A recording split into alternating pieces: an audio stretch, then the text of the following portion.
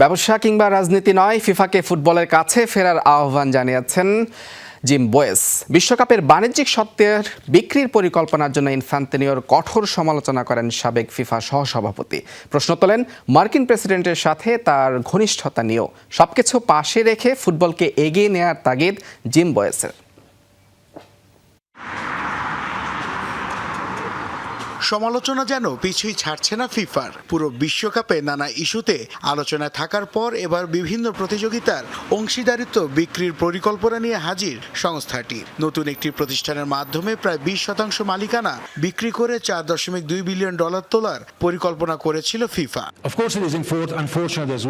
শেষ পর্যন্ত প্রস্তাবটি বাতিল করলেও থেমে থাকেনি সমালোচনা। উয়েফা অভিযোগ তোলে লাভের আশায় ফুটবলের সবচেয়ে মূল্যবান সম্পদকেই বিক্রির চেষ্টা করছে ফিফা।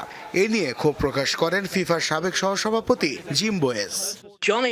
বিশ্বকাপ ফিফার সবচেয়ে মূল্যবান সম্পদ, এটা কোনোভাবেই বিনিয়োগকারীদের কাছে বিক্রি করা উচিত নয়। যারা বিনিয়োগ করবে তারা অবশ্যই লাভ চাইবে, কিন্তু ফিফা তো একটি অলাভজনক প্রতিষ্ঠান। ফুটবলের উন্নয়নে কাজ করতে তাদের বাইরের বিনিয়োগকারীর প্রয়োজন নেই। বোয়েসের মতে এই প্রস্তাব শুধু ভুলই নয়, ফুটবলের দর্শন ও ফিফার মূল উদ্দেশ্যেরও পরিপন্থী। তার ভাষায় বিশ্বকাপ কোনো বাণিজ্যিক পণ্য নয়, এটি কোটি কোটি মানুষের আবেগের জায়গা।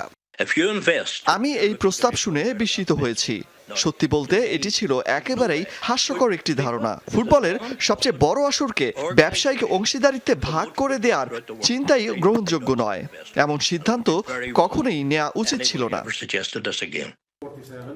বিশ্বকাপের অংশীদারিত্ব বিক্রির বিতর্কের মধ্যেই ইনফান্তিনোর রাজনৈতিক ঘনিষ্ঠতাও টেনে আনেন জিম বোয়েস। তার অভিযোগ, সাম্প্রতিক সময়ে ফুটবলের চেয়ে রাজনৈতিক অঙ্গনেই বেশি দেখা যাচ্ছে ফিফা সভাপতিকে। বিশেষ করে যুক্তরাষ্ট্রের প্রেসিডেন্ট ডোনাল্ড ট্রাম্পের সঙ্গে তার ঘনিষ্ঠ উপস্থিতি নিয়ে প্রশ্ন তোলেন তিনি।